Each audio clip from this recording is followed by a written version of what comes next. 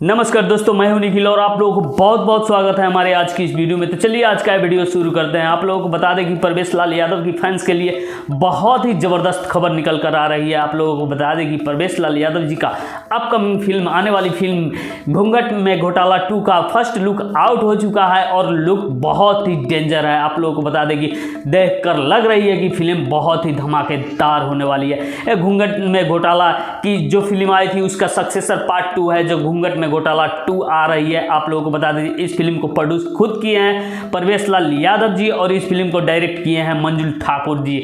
आप लोगों को बता दें कि ये निरहुआ एंटरटेनमेंट पे आप लोगों को देखने को मिलेगा, जो कि बहुत ही जल्दी आप लोगों के बीच रिलीज किया जाएगा। इस शेड्यूल की शूटिंग पूरा समाप्त हो चुकी है और सेकेंड शेड्यूल की शूटिंग चालू है। आप लोगों को अगली खबर बता दें कि रितेश पांडे जी की ओर से निकल कर आ रही है।